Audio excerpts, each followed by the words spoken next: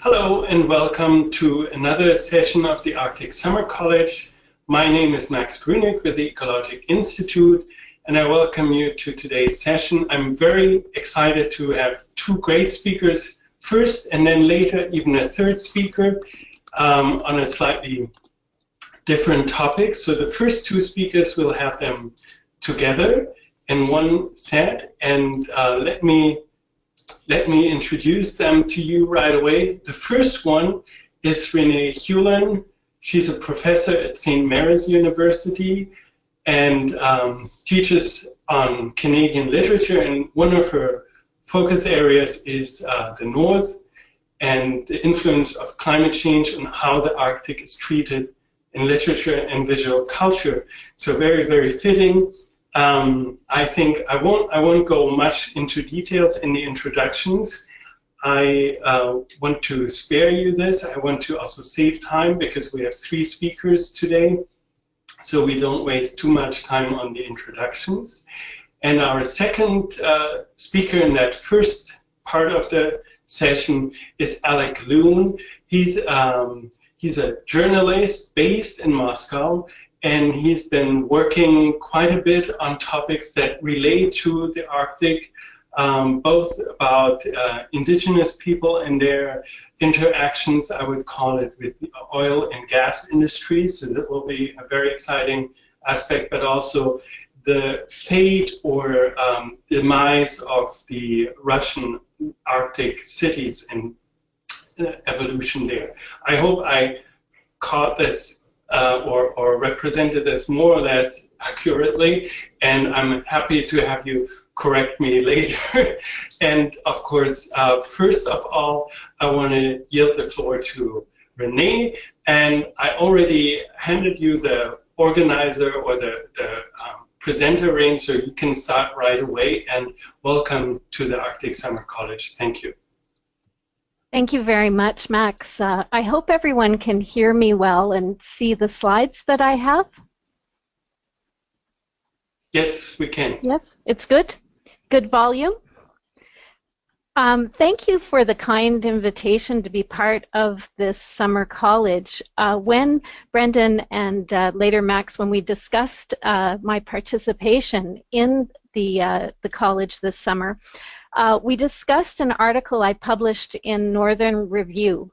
In that article, I argued that the television program Arctic Air, you see a poster here for it, which ran on CBC for 3 seasons and which is now on APTN, that's the Aboriginal People's Television Network here in Canada, and which featured an Indigenous person in the lead role, was not really a successful way of indigenizing the stock literary character of the bush pilot, which is what the show seemed to try to do. What I argued was that, in fact, this representation normalized resource extraction and development as the only path forward for Indigenous people, by making it really the only real option for the people portrayed in the television show. Now, this television show was enormously popular in Canada. Its first episode broke records for a Canadian TV drama, and critics attributed its success to a variety of choices made by the producers. First of all, the Northwest Territories provided an attractive and unusual setting for a nighttime drama. The show's adventure plots really stood out in the TV offerings of the time because most nighttime television programming featured crime drama or police drama.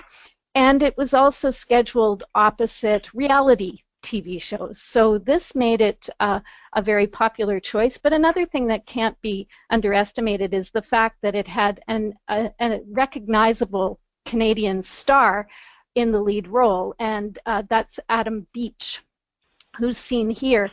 Now, Adam Beech is known through his movies, but also his television roles in Canada. He's also been on TV and in movies in the United States as well.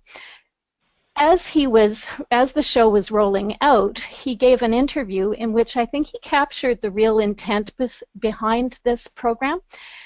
he told the Globe and Mail, and here it quotes him on the slide, that the show brings the inheritance of the landscape, the connection to the Dene language and people, but it also incorporates a community and an enterprise that integrates the multicultural diversity of Canadianness.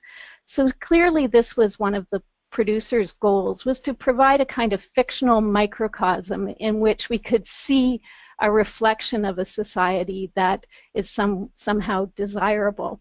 It did succeed in visually indigenizing a particular type of television image, because this show was based on a reality program called Ice Pilots, which is still, I think, is still running on the Discovery Network, and which is based in Yellowknife in the Northwest Territories.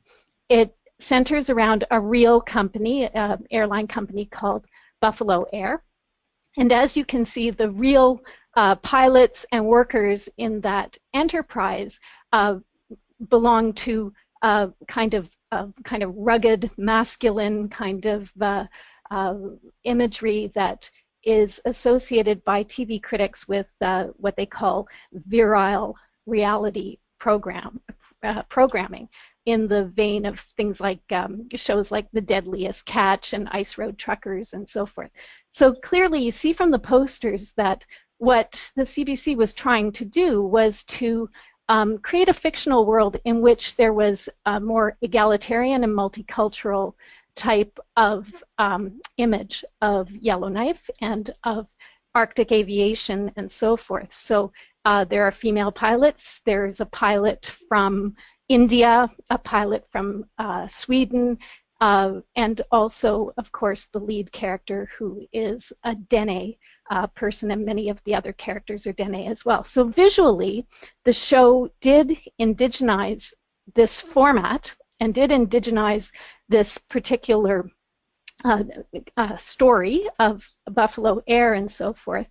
But ultimately, in the variety of scenarios and plot lines, including the story of the main character, what it offered was a naturalization of commerce and resource development, and the struggle of the Dene characters was sort of subsumed within that struggle. So the real reason for the drama in Arctic Air is the ongoing success of the business of the airline. At times, an individual's skill and endurance overcomes technological failures, or there are dangerous circumstances that the team works together to overcome and to save the day, if you will. But otherwise, there's very little there was very little content related to where those characters were coming from and who this multicultural staff was. So the projection here was definitely of a kind of multicultural Canada with people working together, but the purpose of their work pardon me, was to advance the company and, of course, to further the success of the community, which is all based on resource extraction.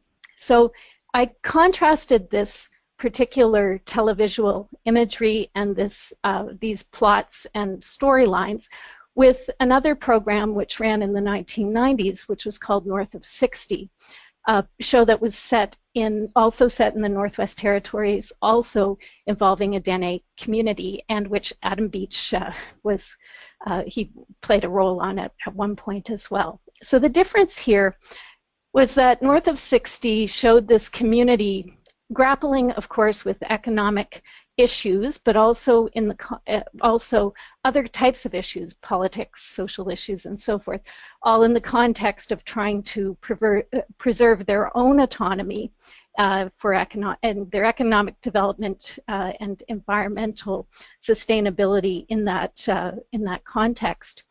Arctic Air, on the other hand, really cast Indigenous people as willing workers in an economy based on resource extraction, and it depicted Yellowknife and its people as contributing to those efforts. This, I believed, was a missed opportunity in terms of the representation of the Canadian North. especially in Arctic Air's decision, the producer's decision not to represent the cultural difference that Indigenous people represent, and also their particular claim to the land and their ongoing struggle to be autonomous.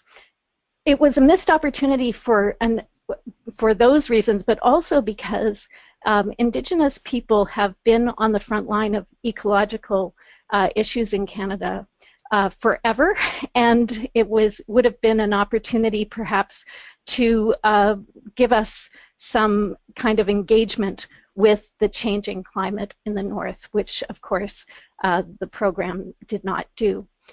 For example, just to give you one example of the way in which the Canadian public is often educated in ecological issues and environmental issues by Indigenous people. I'll take one example, that being the Innu protest against NATO fighter jets and their low-level flying in the 1990s. This slide represents an excellent study of that protest by Marie Wadden. Nitassinan is the Inuaman word for Labrador, for the Innu homeland there. The Innu drew our attention to the way in which there's a powerful intersection of military, industrial, and political interests that inform Canada's engagement with its northern regions, including subarctic and Arctic regions. And this contestation really highlighted how easily those interests could pit national sovereignty and economic development against the need to protect renewable resources and sustainable ways of life. So today what I want to do in the time remaining, and I'll watch it carefully here, is to raise these issues in a broader cultural historical context, using as a lens, using Arctic aviation to discuss it and the literary representation of Arctic aviation.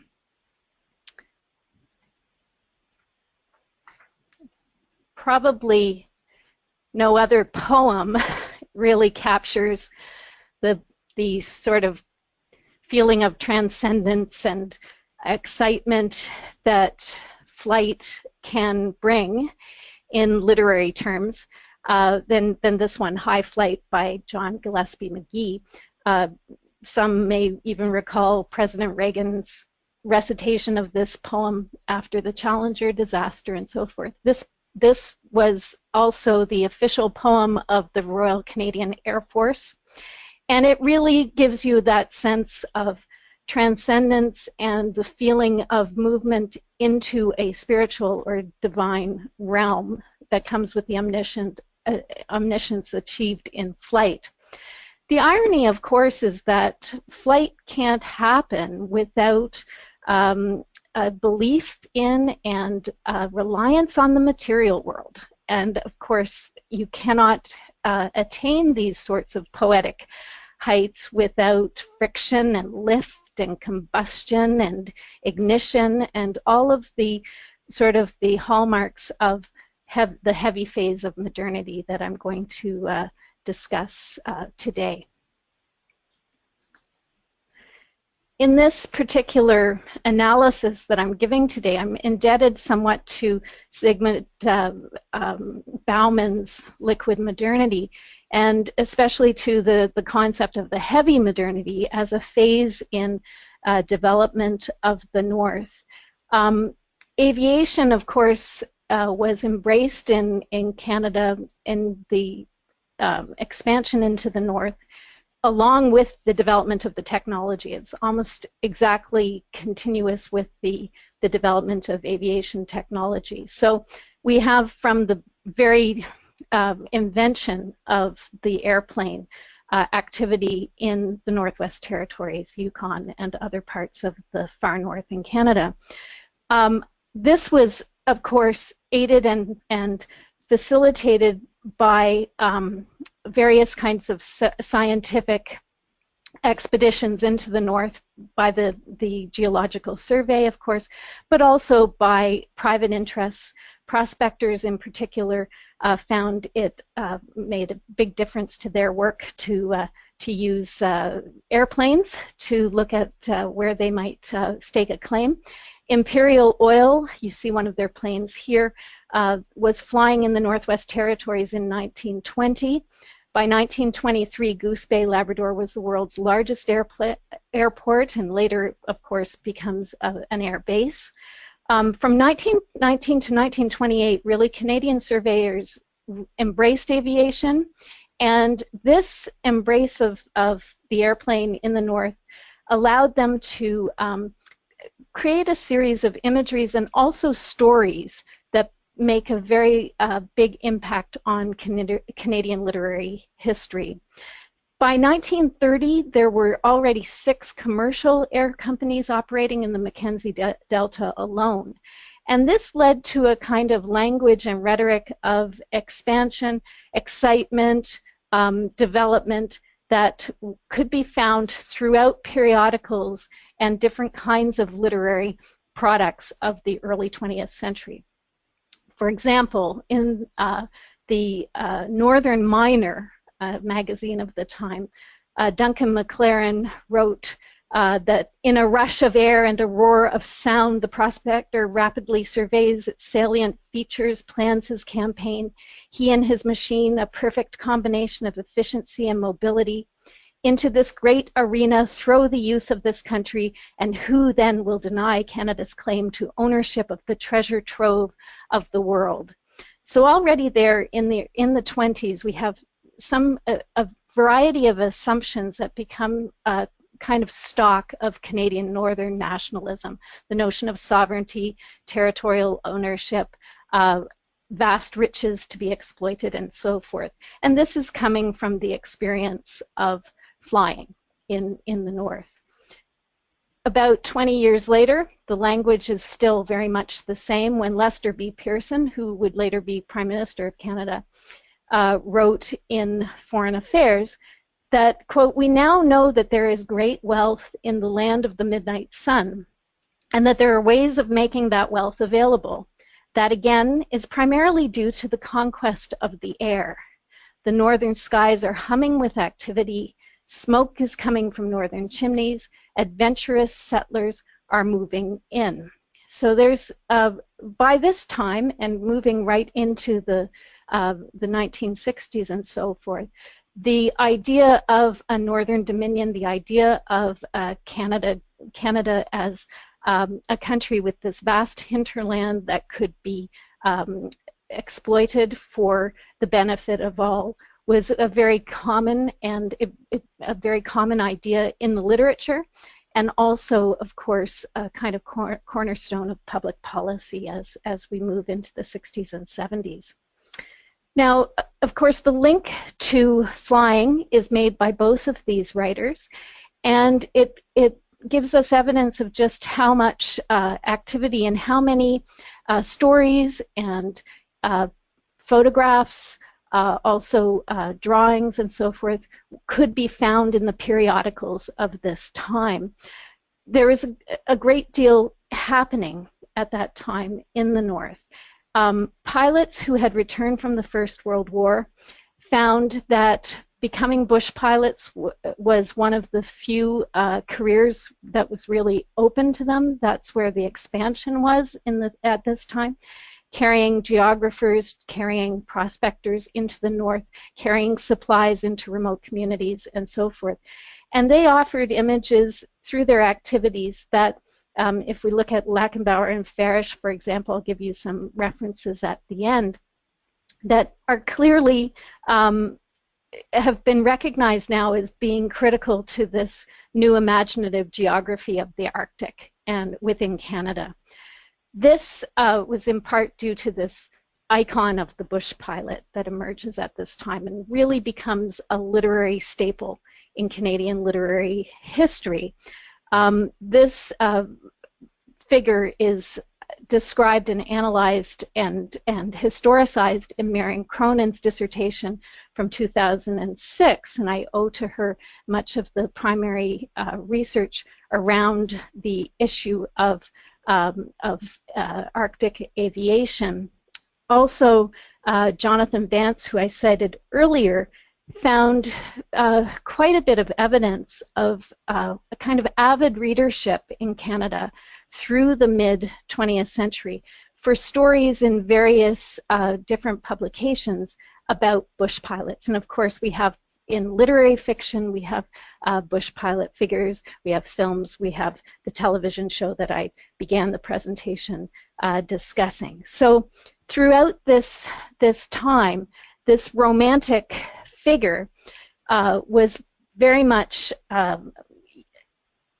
connected to a notion of expansion and a notion of what the North could be used for.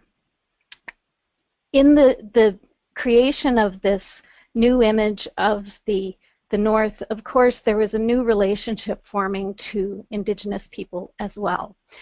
Stephen Bocking has written extensively on how the airplane travel and the view from above being taken by scientists through the mid-20th century altered the relationship with Indigenous people.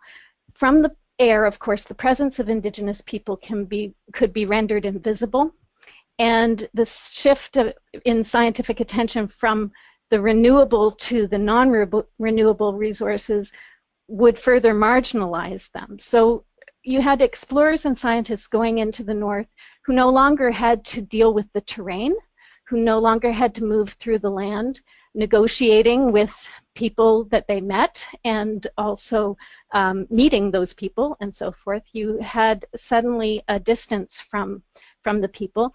Moreover, the shift to away from the renewable resources that were the basis of the economy for and in some places rice in the north of some of the provinces, different commodities of that kind. We had a shift away from what the Indigenous people were involved in towards mining and oil, and then now, of course, later diamonds and so forth. So one of the results of this iconography of the bush pilot was a distancing from the economies of the people in the North that had called it their home. Of course, there's quite a bit of work as well about how the airplane changed the perspective in art and in poetry throughout the world. In Canada, of course, we had the bush pilot was a kind of a comforting, idealized figure after the World Wars and the stories of the World Wars, which seemed to make people anonymous and numbers of casualties and so forth. And suddenly these flying aces and these pilots who returned and took up these roles in communities could seem an antidote to that kind of dehumanizing activity that was taking place during the wartime. So that was an important feature. Also, of course, there was the shift in perspective that you see in the work, the art of the futurists, and that was influential in Canada as well. And poets, of course, were very moved by the airplane, starting out with the poet Duncan Campbell Scott, who called on his fellow poets to embrace the airplane as this sort of icon of modernity, and for its simplicity, its elegance, its efficiency, its clarity, and so forth. There was a new way of seeing. It brought this new way of seeing not just landscape, but of seeing language as well. And it aligned itself very well with the high modernist move towards simpler, imagistic type of language. So I'll just finish up with one example that shows you how Arctic aviation had this kind of immediate impact on Canadian culture and Canadian literature as access to the government-sponsored travel by airplane increased, and that this was not only something that was changing the fields of technology and science, it was also felt in the broader culture as well. I just want to talk about one poem, so because I know time is important here, by the writer F.R. Scott, who in the summer of 1956 wrote to the federal government, to the Privy Council of the time, and asked if he would be able to go into the north, if there was a way that he could visit the north at the time. He was preparing, now Scott was a professor of law at McGill University who was preparing to go and teach in Michigan as a visiting professor, and he wanted this firsthand experience of the Arctic so that he could talk more about Canada. He felt this was important. The way for him to get there to this, to the Mackenzie that you see there, it was for him to tag along with the El Dorado Mining and Refining Company. So already the poet's creativity, the poet's project, it was aligned with the project of resource extraction and refining and mining through this voyage. The choice of the Mackenzie River was, of course, not an accident. It had been a well-worn path taken by prospectors since the 1920s, and it was a place where surveyors and members of the mining industry really pushed development further through the aerial surveying and contributed to the commercialization of the area as well. The trip to the Mackenzie Delta had a very deep effect on F.R. Scott, and he wrote a suite of poems about it that in turn was very influential in ideas of Canada and certainly in ideas of the North that followed. It was also significant for the impact it had on his traveling companion, who was the young Pierre Trudeau. Scott didn't want to take Trudeau with him at first. This young guy, he's a bit brash, he thought, and so on. But they became very, very good friends through this trip. And Scott influenced his notions of constitutional law and his notions of Trudeau's interests in civil liberty, the civil liberties causes and so forth.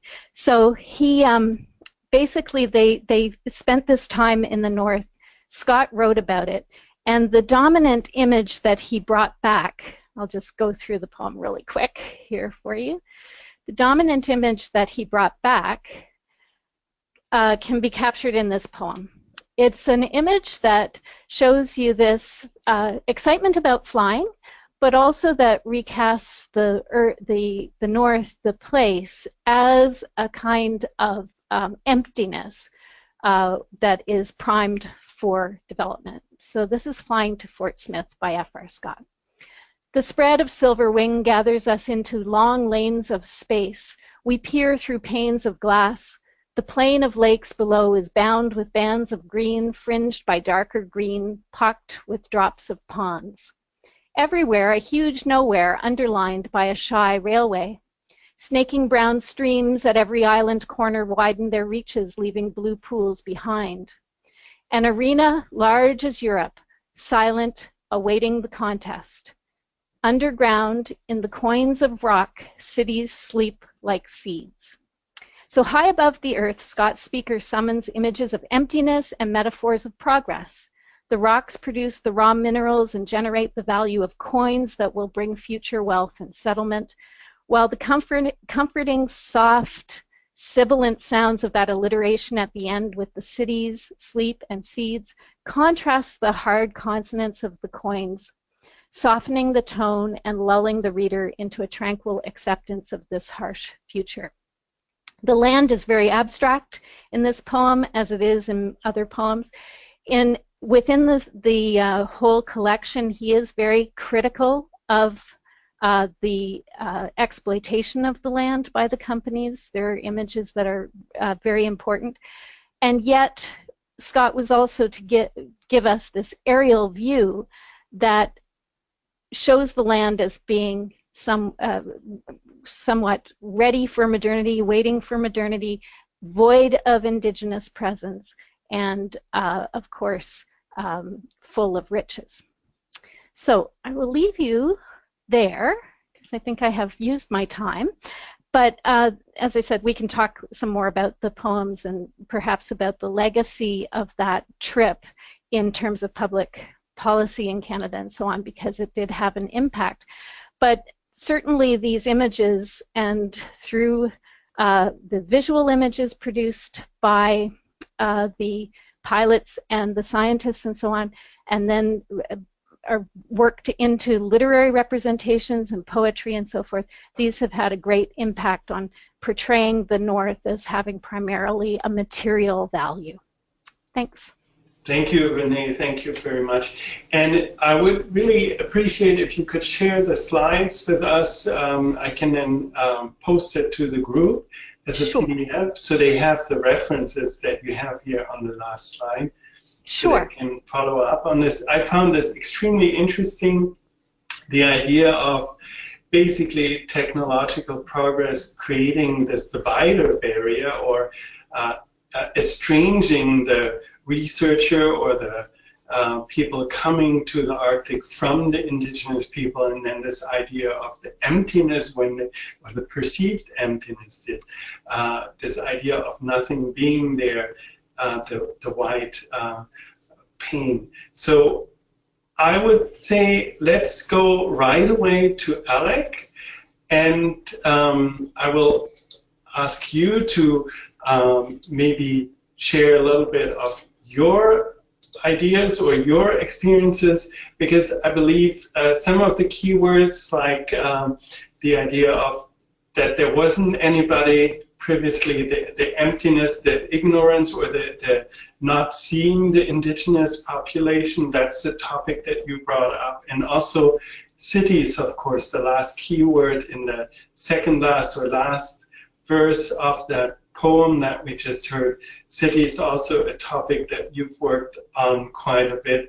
So maybe these are good bridge words to open up to you. Of course, your focus area is different from the Canadian Arctic. You focus more on the Russian Arctic.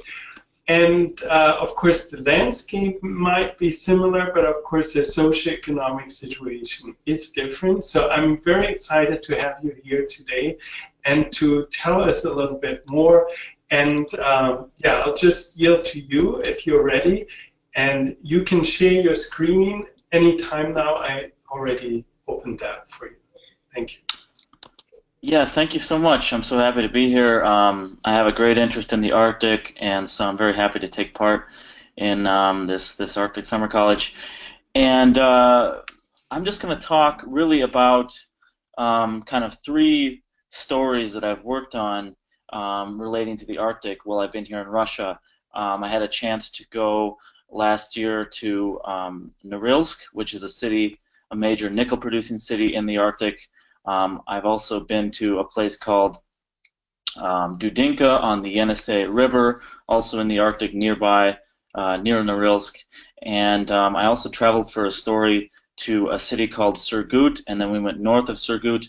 That's not technically in the Arctic, but I was reporting there and speaking with members of an indigenous tribe that occupies that area and also occupies areas further north all the way into the Arctic. So their issues are also very much related to the Arctic. Let me see if I can just quickly pull up a picture of each story as we go, and then later I'll show more photographs from this. I'll show more photographs from these different trips. So I'm gonna go ahead and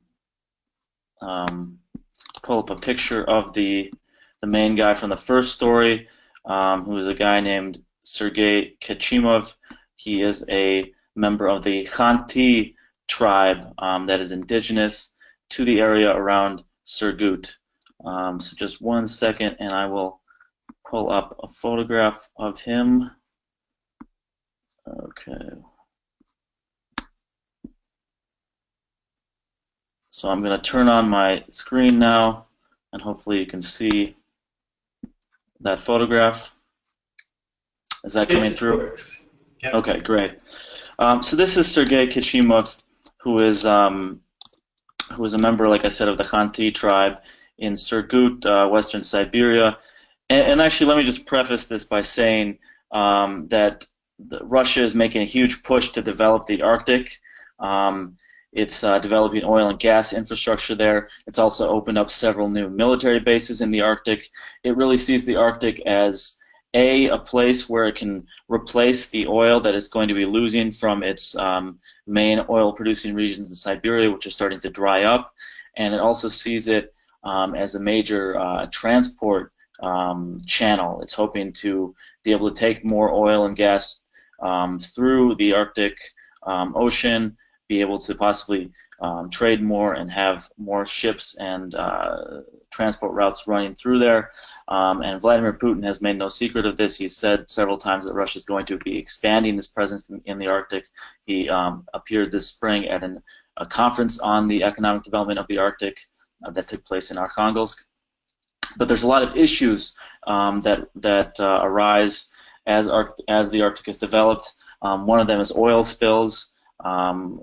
Russia has a very poor record when it comes to safety and preventing oil spills, and of course oil spills in the Arctic are very hard to clean up. This is very inaccessible territory. It takes a long time to get there. Ice and other difficult conditions make it very difficult to clean up oil spills. It also raises the prospect of conflicts with indigenous people, which I'm going to be talking about. And the last part of my little spiel hopefully will be about climate change thawing the permafrost in the far north in the Arctic, which can lead to a lot of problems. It damages buildings, damages roads, railways. It can also release things like anthrax, which is a disease that has been frozen in the ground in a lot of these animal graveyards which are found throughout the north. A 12-year-old boy died last spring when anthrax was released, they think, from an animal graveyard by thawing permafrost. And also different toxic and radioactive pollutants that are sometimes stored just in open pools. If the sides of those pools thaw, then those pollutants can get into the water supply, they can spread. And of course, there's also the issue that there's going to be more sea ice, more free-floating sea ice, more movement of sea ice in the Arctic related to climate change and melting sea ice. That may actually make shipping more dangerous, which could be bad, of course, if you have lots of oil and gas tankers coming through the Arctic Ocean. Anyway, let me get to the first story that I was going to talk about in Surgut. Again, this is a story, like I said, about this man, Sergey Kashima. He's fighting against oil drilling by the company Surgut Neftegas, which is kind of the big oil company in the region. And they've been drilling around his house. He lives out in the woods in in a log cabin with no running water, and he depends on the lands around for reindeer herding, for hunting, and for fishing. He basically gets all of his income and all of his food from the land. And you know, the Khanty people in this area still live a very traditional lifestyle. They have snowmobiles, they have generators to provide some electricity, but otherwise they're usually living in log houses and depending on reindeer herding, fishing, and hunting to survive. And of course, another issue is that this land that they live by, a lot of it is sacred, considered sacred land by the indigenous people. Sergey Kashima is what's called the guardian of Lake Imlor, which is a lake near where he lives, and the oil company has been drilling wells, literally encircling that lake with oil wells, and that's a sacred lake to the Khanty people, and now it's at risk of pollution by the oil wells. Also, to the north of this area, there's another lake called Numto, also a sacred lake. This lake was actually part of a nature reserve, so protected wetlands area that was home to cranes and other rare species. The government recently allowed oil drilling on this nature reserve despite the protests of the indigenous people who inhabit the area. And oil companies are really expanding their operations because the price of oil collapsed in 2014. Russia depends heavily on exports of oil and gas. It gets over half of its state budget from the export of oil and gas. So basically, when the oil price fell, oil companies found they needed to drill more oil to be able to export more oil and to be able to make money. So there's been a lot of expansion of oil drilling in western Siberia, where most of the oil infrastructure is now located. National legislation passed in 2013 removed the protected status from indigenous lands. Indigenous people previously had a right to the traditional areas where they hunted and fished and took their reindeer to herd. After that legislation in 2013, oil companies no longer need to get a state environmental impact assessment to drill there. And that's significant because that impact assessment also includes public feedback. So that was really the one time when indigenous people, other people living in the area, could speak out against oil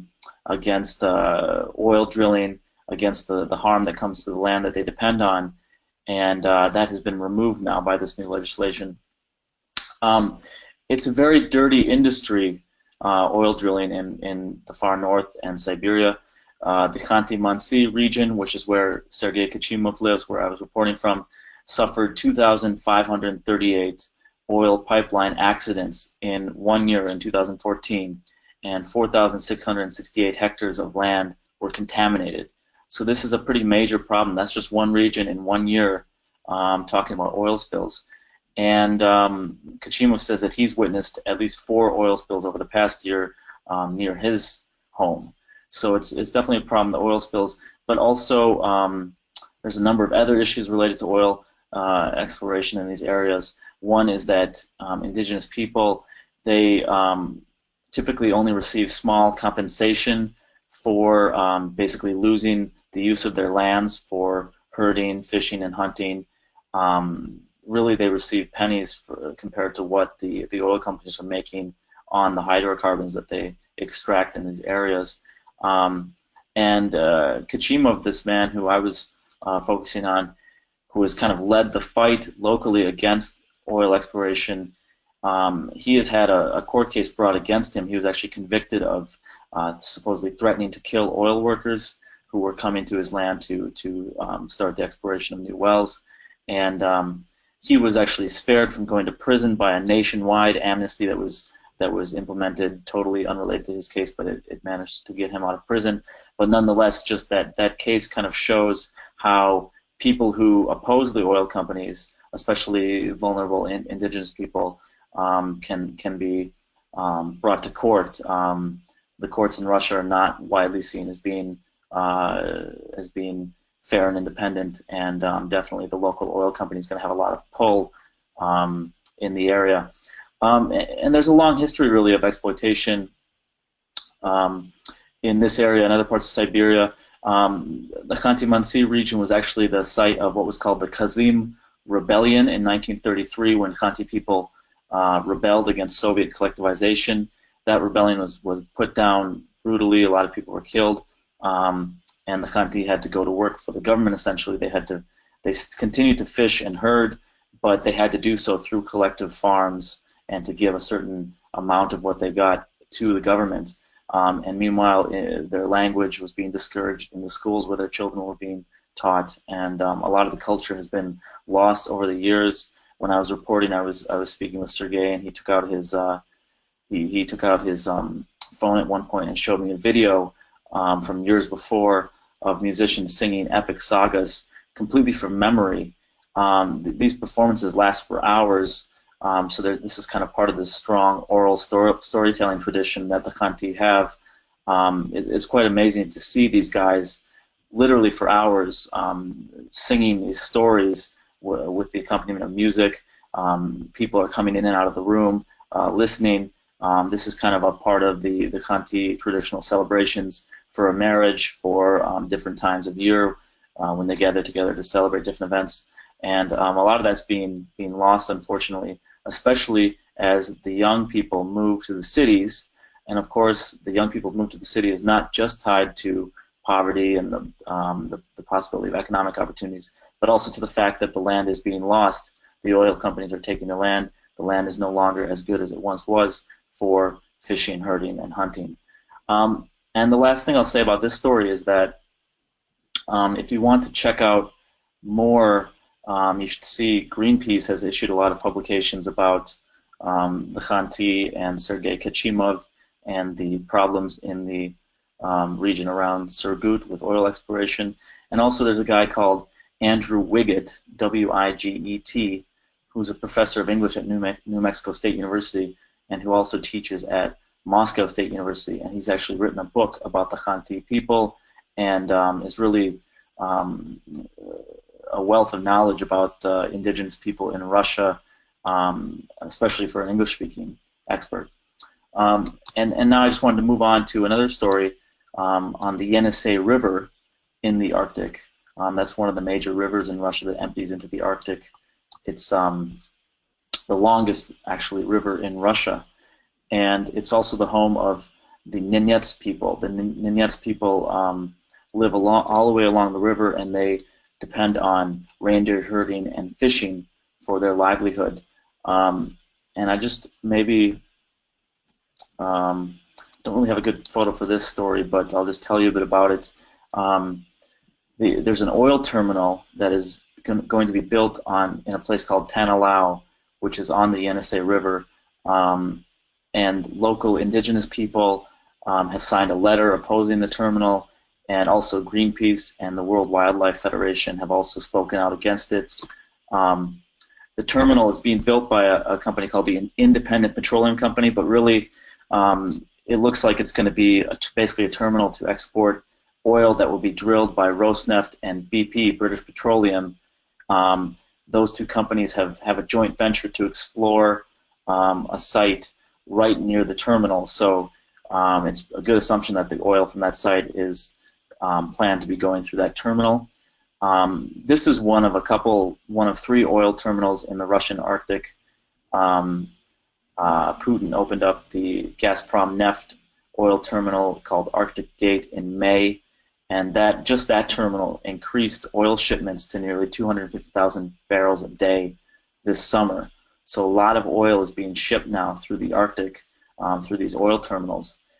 And residents, it's interesting, I spoke to some of the local indigenous people on the Yenisei, and they're not necessarily opposed to oil exploration. They understand that Russia really depends on oil exploration. But what their argument is that companies need to do so in an orderly manner, is what one of them told me, because there's a lot of problems already with contaminants spilling into the river, with the vehicles that they're using to get this terminal ready. I mentioned the problem of oil spills. The company that's building this oil terminal actually has not presented any plan as to what it will do if there is an oil spill in the area. This is an Arctic area. It's extremely hard to clean up spills here. In September 2013, there was an oil tanker that was punctured by ice while it was carrying 5,000 tons, sorry, not of oil, but actually of diesel fuel in the Arctic Ocean, not far from the mouth of the Yenisei River. And it waited more than a week for assistance. So in other words, it took more than a week for anybody to arrive and start helping out this tanker, which had been punctured by ice in the Arctic Ocean. So that just kind of, I think, really illustrates how difficult it is to clean up any oil spill that might happen in this area. And it's really a problem with Russia, especially because I was in a place called Usinsk in the Komi Republic also last year, the year before last year, where we looked at just local oil spills that were happening just in the area of this one city. 1.5 million tons of oil are spilled in Russia every year just on land. So that's old pipelines breaking, pipelines perhaps under thawing permafrost, which we will talk about later, breaking, releasing oil just on land, spilling more than twice the amount released by the Deepwater Horizon oil spill in the Gulf of Mexico in 2010. So I mean, if you imagine more than 2 Deepwater Horizons occurring on land in Russia every year because of oil spills, that kind of gives you an idea of what a dirty industry the Russian oil industry really is. And just one more thing I'll touch on here. There's a problem, this is kind of interesting because I had no idea this was a problem, and I don't think many people who don't study the Arctic would realize that this was a problem. The tracked vehicles that they use to explore these areas, so the oil companies will come in with these kind of big tractors that actually run on tank treads because there's no roads, so they need something to get around on. And these tracked vehicles actually tear up the tundra. The tundra is very fragile, and it doesn't recover for decades. Often, when a tracked vehicle comes through and tears up the tundra, tears up the plants, and since these vehicles can't drive twice over the same place, because when they drive, they tear up the soil sinks down a bit, it tends to flood and get swampy. So they can't drive the same place. So every time they drive out, they go a little bit further out. They drive next to the tracks that were there before, and what you get is these huge swaths of torn up tundra, which are literally miles wide in some cases. And then, of course, the local indigenous people can't graze their reindeer on that land because the reindeer can't graze in muddy, swampy areas that these tracked vehicles have torn up. Also, one more thing I'll very briefly mention is anthrax. So there are these animal graveyards, they're called, all over the Russian north. Animals who died previously, especially when there are mass outbreaks of some sort of disease, and many reindeer and other animals died off.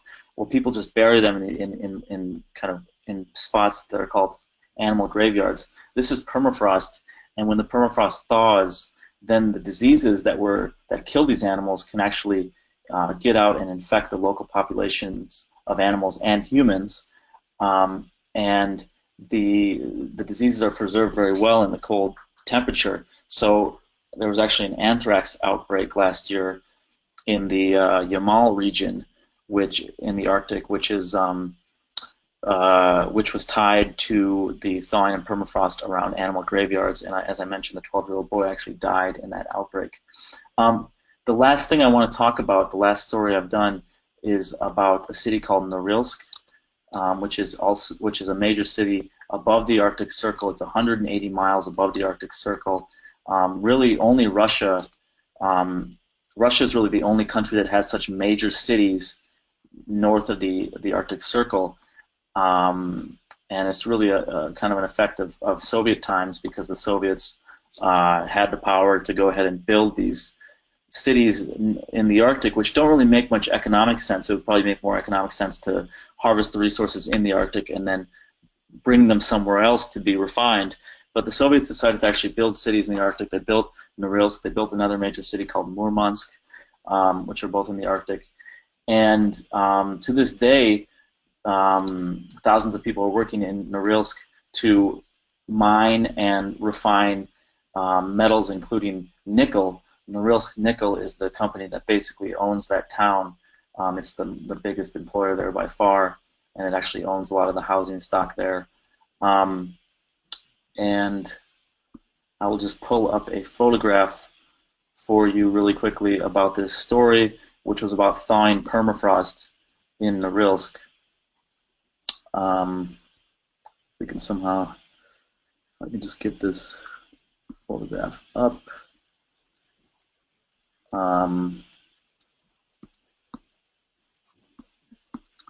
Yeah, I'll just pull up the story if I could.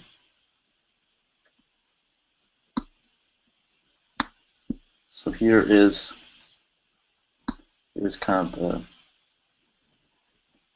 turning on my screen. Whoops, turning it on again. Can you see that photograph there? Yes, we can. Yeah.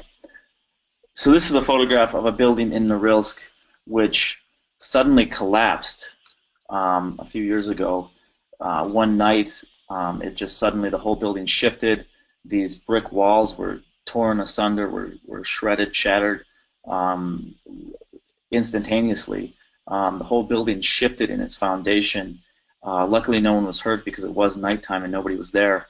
But this kind of really highlighted a problem that's becoming increasingly common in Norilsk, with kind of the results of thawing permafrost. So this is a major city. 177,000 people live in Norilsk, and it's a major economic center because it produces most of Russia's nickel, which then goes to export and ends up in things like lots of the digital technology we use, phones, computers, and stuff, can have some of this nickel in it. Telephone wires and such can have nickel in it, and it's very hard to get into. You have to have special permission from the main security agency, the FSB, to go to Norilsk. But once you get in there, you can see there's a big problem with climate change thawing the permafrost soil. Almost 66% of all buildings in Norilsk have been deformed as a result of climate change, in some way deformed. And I spoke to an engineer who said that at least 100 residential buildings, or about 1/10 of the housing fund, have actually been evacuated in Norilsk because they were damaged by thawing permafrost. So it's a pretty major problem, and it has a lot of implications, especially as Russia expands its presence in the Arctic, starts building new oil and gas pipelines, new oil terminals, new drilling sites, new military bases. All these things are going to be affected by the thawing permafrost. And it's a hard issue to report on, because it's not just the permafrost, it's not just climate change that is thawing the permafrost. When a big city like Norilsk exists on permafrost, a lot of its activities actually heat the soil up. Sewer and just pollution activities heat the soil up and also thaw the permafrost. And Norilsk is actually considered the most polluted city in Russia, so that's a major problem. But climate change is definitely causing a big part of the problem as well. It's deepening the thaw and speeding up the destruction of the buildings. Permafrost is actually kind of a misnomer. The permanently frozen soil is there, but the top couple of feet of soil right beneath the surface is what's called an active layer, and that thaws every summer. And it thaws unevenly, which causes buildings to warp and be damaged. And that's why in places like Norilsk, in cities like Yakutsk, the buildings are actually built on these concrete pylons which go deep into the ground. Those concrete pylons raise the buildings up off the ground, put their supports deep in the frozen permafrost layer of the soil, and also allow the air to cool the soil, the active layer, and cause less shifting of the active layer. But climate change has been thawing the permafrost. There's a lot of data showing that the permafrost is thawing due to climate change, that that the active layer is thawing sooner every year, that the thaw goes deeper every year, and that the activity on the surface is much greater every year. And in addition to that, climate change is increasing precipitation, which adds more moisture to the soil, and that actually can freeze and expand and destroy these concrete pylons on which the buildings are sitting. So that's actually a little bit of a technical explanation of how the buildings are actually being damaged by the thawing permafrost. And that's where I'll stop, really, although I'd be happy to take any questions from anyone about that.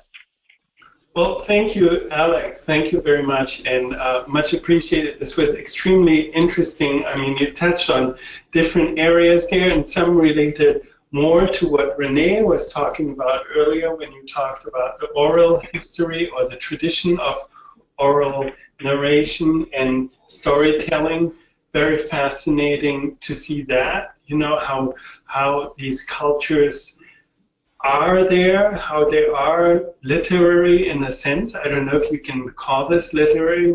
Renee has something to say about that, and how they are also different across the Arctic and how they're unique in a sense. And then also how the idea of the conquer or the conquest of the North is maybe somewhat also similar. If you look at how it's been done, or that's a thesis now from my side, similarity between what's happening and what has happened in Canada with the resource extraction move and what you documented for Russia, and how this is actually a connecting topic. I find this extremely interesting, of course, shocking to see the evidence of already thawing permafrost that you documented in Norilsk, and these already impacting and already endangering people living in these communities. I want to say we have now time for discussion. So, of course, Renee, And Alec, you're more than welcome to reflect on what you've heard from each other, but I also want to invite everybody else. Raise your hands, ask your questions. We then open the microphone. And yeah, please go ahead, because we do have another speaker coming in. So we actually have to speed the discussion up as well. And of course, Brendan, you're also more than welcome to ask questions or make comments. So who wants to go first? Maybe Renee, if you want to say something about my idea that there are similarities in this idea of the conquest or the opening up of the infinite north. Oh, sure. I found Alec's presentation really interesting. Thank you for that. I learned some things that were very, very interesting. I didn't know Andrew Widget had written on this group, so thank you for that. But it's definitely, I know a little bit about the Nenets people, and I think where we overlap, although I didn't get into it much, is the way that the indigenous people of these areas are both living in a modern and a traditional way. That they're using, you talked about Sergey pulling out his phone, and he's fully engaged in a global movement of ecological movement. It's the same in Canada, and that's where I think sometimes the rest of North America, we're not paying close enough attention to what the people who live in these places are saying, because they are really, they're really living climate change. A river in Pangnirtung changed course. We have people out on the land. The Inuit, I'm hearing stories all the time from our connections of people who go out and go through the ice where they never went through the ice before, and so forth. So there are many similarities there, and also in their mobilization, which I think is happening more and more across the circumpolar world. At least the Inuit in Nunavut and in Nunavut are forming such alliances, and hopefully they'll be able to connect even more. I know there are connections with Sami and so forth, and trying to address climate change on a global policy level. So there are some similarities there, even though I was doing more of a historical approach. Yeah, and I would just say two things about that. One point that Andrew Widget actually made when I was talking with him was that, yeah, as you mentioned, yes, these people are living in modernity. They do have phones, they have snowmobiles, they have generators. They use a lot of these a lot of this modern technology to enhance basically some of their traditional activities, but also just to improve their living conditions. And Andrew Widget was saying that indigenous peoples have to be allowed themselves to choose kind of what they will take from modern culture and what they will preserve of their traditional culture, and it's really up for them to negotiate that that kind of conflict, if there is one. At the same time, what should not be happening is indigenous people being forced to give up their traditional livelihoods, hunting, fishing, and herding, because either the land was too polluted by oil companies to sustain that anymore, or because climate change is changing conditions, and of course it is already changing conditions in the far north, as we've talked about. Yeah, I think that's really, it's so true. I think when you look at it historically, you see that that there's a continuity in the traditional life that has been there all along, and that is really disrupted by colonization in all of these places. We just had an announcement in Canada, which it makes me hopeful, although we still have an impact benefit agreement has to be signed. It's still in the works, but where they've designated Lancaster Sound as a protected area. For me, this is really important because food security for the Inuit people is a real issue, and that is the major sort of breeding area and habitat for the basis of their diet, which is seals, whales, and so forth. So hopefully there's been a we're hearing a little bit more about the real consequences of climate change on the lives of the people in the North, and how they can make those choices with the support of the outside as well. Yeah, and one thing you did mention too, the idea of Indigenous groups across the far north coming together, helping each other. Yeah, that's something I really haven't seen in Russia a lot. I think there's part of it might be the language barrier, because these Indigenous people speak their native language and then they speak Russian. They don't typically speak English. I don't think they're typically very well connected with the struggles that are going on that are similar in other places of the Arctic. So that that would be something that I would love to see, of course, because especially in Russia, the Indigenous people are just kind of so, I won't say helpless, but they're just so the oil companies the oil companies, the energy companies have such an easy time victimizing them, have such an easy time taking advantage of them, and they don't get a lot of support. Really, the only organization, Greenpeace, and then there's another organization called the Committee to Save Pechora, and I think there's probably a few other smaller local organizations, but again, not many organizations actually working on this issue in Russia, working to help Indigenous people stand up for their rights. And of course, the court system here doesn't work as well as you would hope, and the Indigenous people don't have a lot of don't have many places to turn when these major oil companies, energy companies, which basically own the regions that they're operated in, come in and want to put in an oil terminal or a new well or whatever.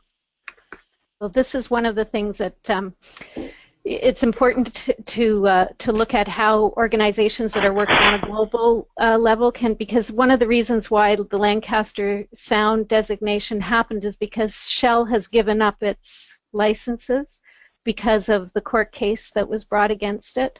So just shows, yes, that not all Indigenous people have the legal and financial wherewithal and the mobility and all of that to fight these battles. So the organizations like World Wildlife Fund and others and Greenpeace and so forth are key. Excellent. We do have a question here from the participants, if I'm not entirely mistaken. So, David, I want to open your microphone. I think you had a question or comment. Thank you so much. Can you hear me? Yes, we can. Thank you, Alec and Renee, for your interesting presentations. Well, my question, I'm afraid it has been almost answered, but well, I was thinking that having in mind that climate change will make resources more accessible to oil companies, how do you see the future of these Indigenous communities?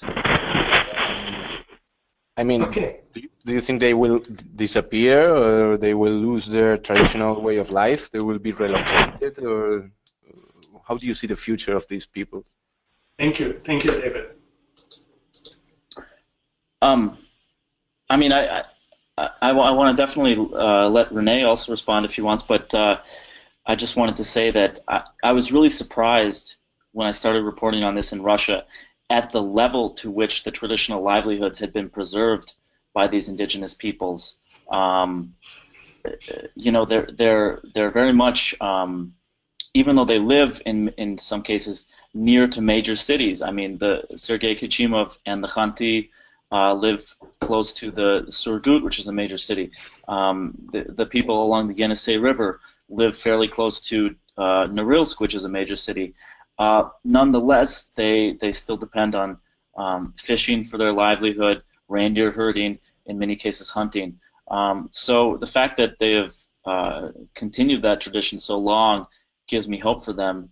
On the other hand, of course, climate change is totally wreaking havoc in the north. We're seeing the effects already. That's going to have really wide-reaching effects for all of those traditional activities. you know, I think that the fish may be harder to catch. We already know that the reindeer, they're having to take them further and further afield to give them enough grazing land. That's related to a couple different issues, but nonetheless, and of course, as the wildlife is harmed and dies out, so will the traditional livelihoods. And I haven't seen a lot of efforts being made here to help preserve those livelihoods, unfortunately, as I've mentioned. But on the one hand, I kind of alluded to this, but I think that opening up the Arctic to energy exploration and transport is going to turn out to be more difficult than the authorities and the oil companies realize, I think. There are going to be a lot of effects from climate change that are going to be unanticipated, I think.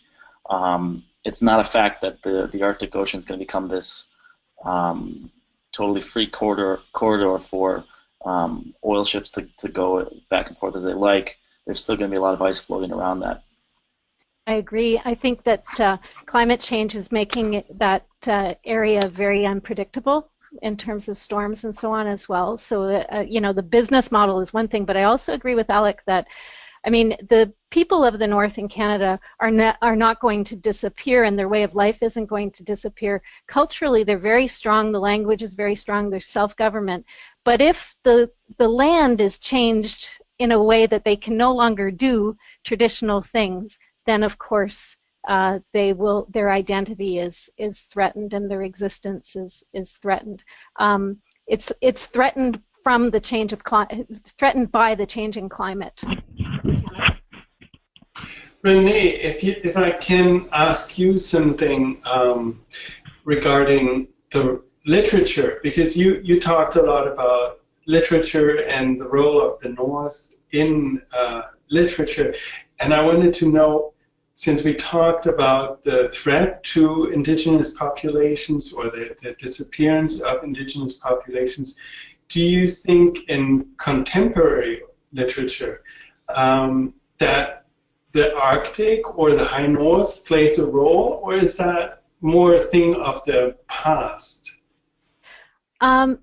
I think it definitely in sort of of course in Canada you have the two literary traditions in the major languages, English and French, and it's definitely in English and French. I think it is not the sort of topic it once was, but within I think certainly not in certain forms. But if you look to nonfiction, memoir and so forth, it's a very important topic, and I would recommend to people Amitav Ghosh's book The Great Derangement, which talks about the reason why literature it's just not possible for the novel to really deal with climate change in a way that that other forms of writing can. The other thing that's a major form for Indigenous people in the North is film. The filmmaking is a huge industry, and it's one of the ways that these stories are coming to the south of Canada is through the filmmaking by people in Igloolik and other communities up north. And Alec, how is that? Because you live in Moscow, right? So you have the insider-outsider perspective there. What would you say is the North, is the Arctic present in contemporary Russian arts and life, or is that more a topic people don't see and don't have? I mean, it could be literature, could be film, or a life in general. Is that something that's part of daily life, or is that more separate? Yeah, I haven't seen it a lot in literature or film here. Which is surprising because the government is talking so much about the exploration, the kind of the conquest of the Arctic. I know there's a very rich Soviet tradition. If you look back to Soviet film and literature celebrating this conquest of the Arctic, I mean that was a huge part of the Soviet program, and was definitely commemorated in the literature and film of the time. In today's Russia, I mean, I'm surprised. I'm waiting to see the Russian version of Ice Road Truckers or something. Maybe it already exists. One of the problems is that it's actually very hard to get up into these regions. There are a lot of restrictions on the presence of foreigners in the Arctic because all the Arctic regions are considered to be border regions, and in Russia, border regions have heightened levels of security agency presence and access control. Also, they're just really far away, so it's hard to get to. So I really haven't seen a lot of TV shows or anything about the Russian Arctic.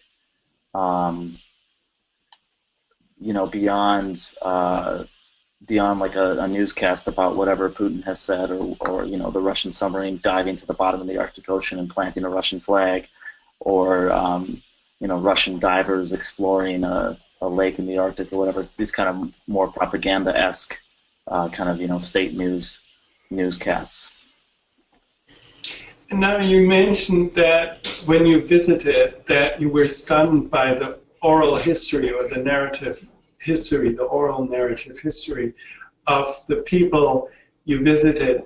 Is there any means or attempt to document and capture these stories?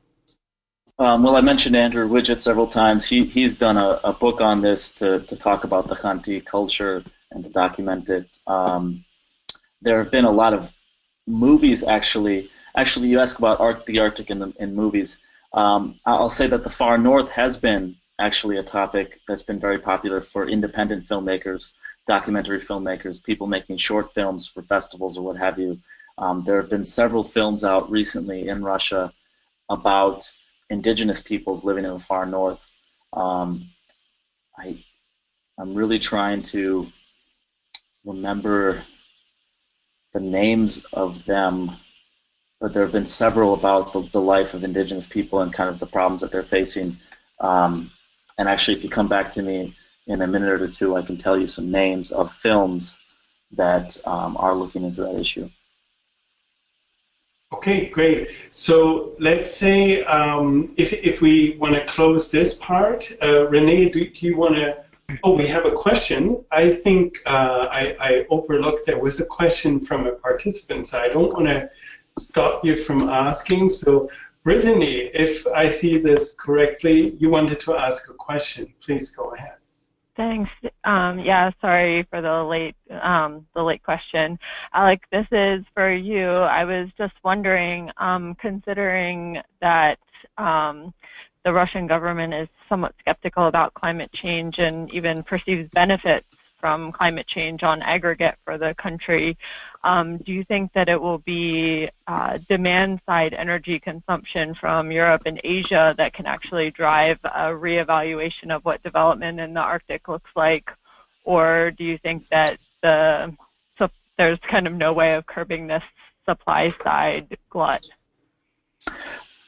Yes, I do think they can play a major role because we've actually seen it already playing a major role. One thing that I didn't talk about or really get into was when the oil price collapsed in 2014. That kind of provoked the oil companies that prompted them to drill more and try to export more oil to make up for some of that lost revenue. But also it really kind of the plans for Arctic exploration had to be moved out and delayed a bit, because the problem is when the oil companies aren't making as much money on the oil that they drill, they're not making as much money per barrel, it doesn't make as much sense for them to spend money on developing costly projects in the far north in the Arctic, because those kind of projects require a lot more investment and a lot more technology. Also, the U.S. and European sanctions against Russia have played a big role in this, because, or will play a big role when Russia does start to develop more projects in the Arctic. A couple joint projects in the Arctic between BP and Rosneft that were deep water, or I shouldn't say in the Arctic. One was in the Arctic Ocean, one was in the Black Sea. Those two projects, though, have been put on hold because of the sanctions against Russia, and really the sanctions specifically target the oil industry and target and stop the transfer of technology from the West to Russia.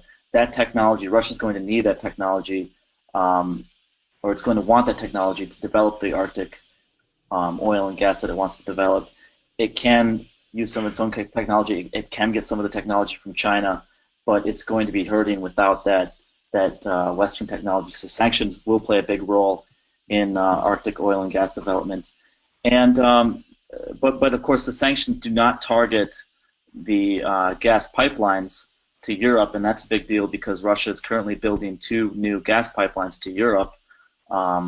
We have the one, I think it's called Turkish Stream, which will go through Greece and Turkey, and then we have the Nord Stream 2, which will greatly expand the existing Nord Stream pipeline between Russia and Germany. And these pipelines are going to increase the share of Russian gas in the European market. The European market is really the biggest market for Russian oil and gas still, despite the turn to China, because European consumers can pay a lot more. So if Europe were, let's say, to not approve the Nord Stream 2 pipeline, that would be a huge hit for the Russian energy industry.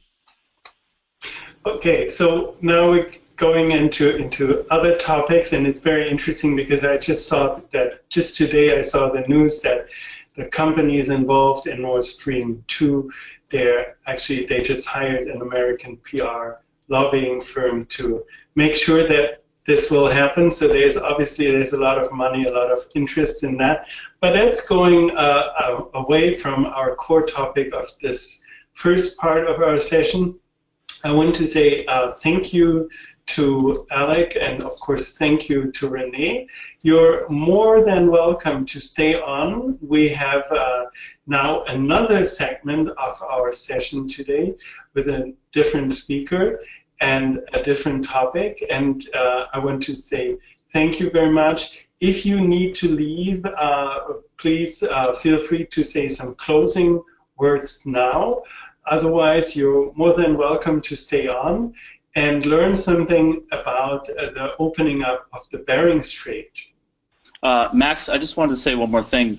We have been talking about film, and there was the Moscow International Film Festival in June had several films about indigenous peoples in Russia's far north, one of which was called 24 Kinds of Snow. I'm not sure exactly how they translated it, but there was that film and also several others. So if people are interested in how Russian film has depicted the peoples of the far north, definitely check out the program for the Moscow International Film Festival. Okay, great. Thank you, Alec. Thank you. And Renee, will you also stay on, or do you have to leave us already? I'll have to leave you at 2:30, but thank you very much. I found it really interesting hearing Alec speak and having the conversation, and thanks again for the opportunity. I apologize to everyone. I have another meeting that I will have to go to, so I'll listen for a while and then I will check out. Well, absolutely, and thank you so much, Renee. I found that extremely interesting, seeing the evolution and development of the image and these ideas, the concepts of the North and the conquest of the North. So thank you, and feel free to stay on as long as you can, and maybe hear some from Matt Melino. He's a research associate with the Center for Strategic and International Studies here in Washington, D.C. He's part of the CSIS Europe program and does research on a range of issues, including developments in the Arctic, security and defense trends in Northern Europe, and the evolution of NATO and transatlantic relations. So it's a lot of hot topics. And today he's going to present on the opening of the Bering Strait. And this time, however, we'll do it a little bit differently than usually. So I will do the slides, so he will have to, Matt will have to tell me when we switch slides. So that's just a very minor aspect.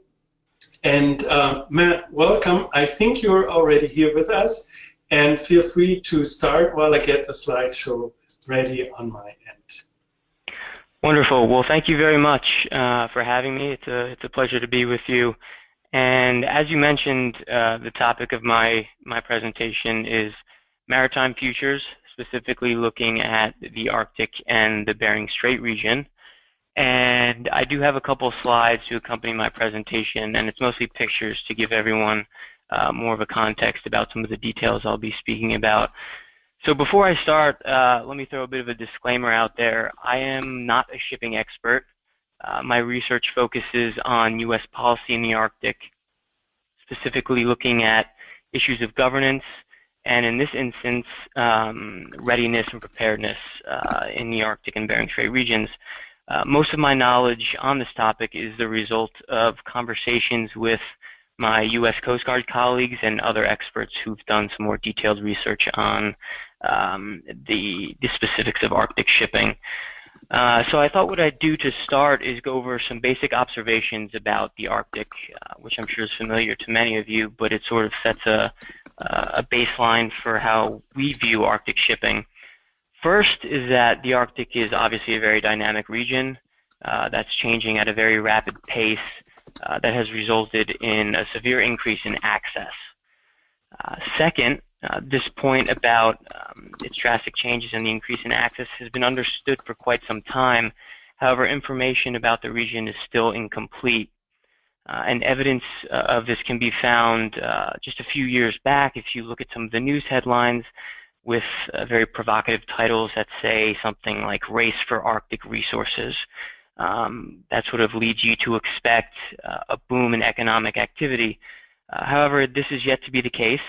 The energy boom has yet to take off.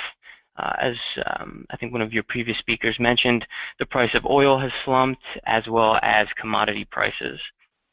Now, these are important factors when we look at Arctic shipping, and I'll talk a little bit more about that in detail now. If we can go to the second slide, please, that'll give you an idea of some of the more popular shipping routes that are becoming more and more used. As you'll see from the image if it's up, we have the Northwest Passage, the Northeast Passage, and the Northern Sea Route. In my presentation and remarks to follow, I'll focus a bit on the Northern Sea Route and then go a bit south into the Bering Strait region. So with that as a backdrop, a few trends and developments in the Northern Sea Route and the Bering Strait that I can mention to you is clearly this region is dominated by two countries, given their geographic locations, and those are Russia and the United States. Now, when comparing these two, they have taken starkly different approaches to the region's development. Russia is very ambitious in their desire to see the Northern Sea Route in particular become a major maritime highway. Putin has gone as far as to label it the Suez of the North. On the other side, the U.S. has taken a more tempered approach, focusing more on environmental protection and climate change. And just some basics on shipping through the Northern Sea Route. It's a multitude of passageways that includes the Kara Sea, the Laptev Sea, the Eastern Siberian Sea, and the Chukchi Sea. Transits can begin in Northern Europe, traverse the Northern Sea Route, and then travel south through the Bering Strait before reaching ports in East Asia, or it can go the other way, beginning in East Asia and ending in Northern Europe or North America. So some of the hype surrounding the Northern Sea Route basically focuses on one main point, and that is that it is a shorter transportation route between Europe and Asia, which would therefore mean lower costs for shipping companies. However, there are plenty of reasons to be skeptical as well, and that includes the fact that the Northern Sea Route is only ice-free during the summer months, which lasts from June to September, which results in a relatively short shipping season. It's also a very harsh environment to operate in, which therefore places limitations on the types of vessels that can use the route. And for example, ships that carry bulk cargo like coal or oil would certainly benefit from a shorter trip. However, container shipping, which tends to operate on a tight delivery schedule, would see very, very limited value due to the challenging shipping environment and resulting risks of not meeting specific deadlines. This route would also only benefit ships traveling between Northern Europe and East Asia, but it would have little value to other regions. And what that does is it sort of reduces the global impact of the sea route if it were to become a major traffic route.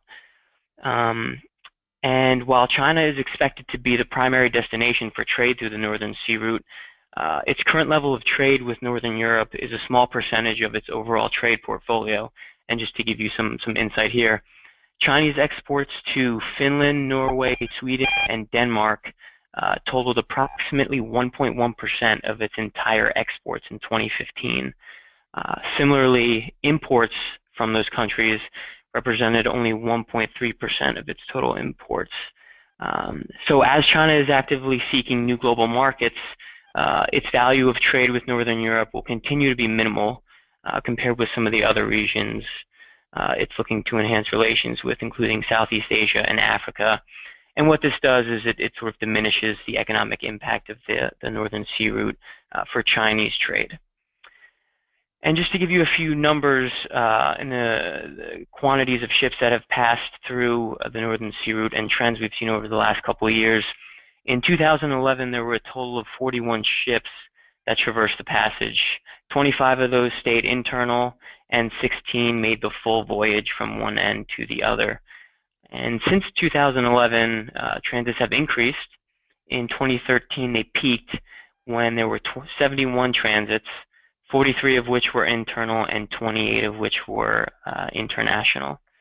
And since 2013, it has decreased significantly to only 19 transits in 2016.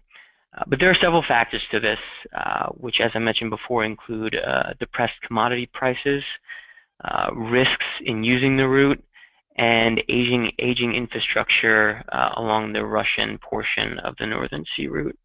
However, despite these factors, I do think that we will see an overall increase in traffic in the future, and I can get into some of those reasons later in the discussion. If we can go to slide 3, please, that'll lead me to my next series of points. So what you can see here is a map of Russia and some of its current developments along its coast. Many of these are military in nature, but there are also some that are specific to shipping, including search and rescue stations. But this is more to give you an idea of the level of ambition Russia has placed along its Arctic coast. So as I mentioned before, in 2011, then Prime Minister and now President Putin announced that the Northern Sea Route would be a rival to the Suez Canal, and he specifically highlighted the fact that it would reduce transit time by 35%, which would thus save hundreds of thousands of dollars depending on the price of fuel. And just to give you an example of the timeline, a trip between Hamburg, Germany and Yokohama, Japan would be reduced if you use the Northern Sea Route from 22 days to 15. So that's quite a difference. And noticing this reduction in time, over the past decade, Russia has allocated something to the tune of trillions of rubles to develop this waterway and has initiated over 150 development projects. Now I'm going to go through a laundry list of policies that Russia has implemented over the years, or has at least announced over the years, to give you more of an idea of where they're looking to develop in this region. In 2008, they released the transport strategy for the Russian Federation up to 2030. And what that did was it emphasized the need to develop the Northern Sea Route, shipping along it, as well as infrastructure along the shoreline. This was followed up in 2009 when Russia allocated 910 million rubles, approximately 21 million euros, to construct 10 search and rescue centers along the route, 4 of which are currently completed, and the other 6 are scheduled to be completed by 2020.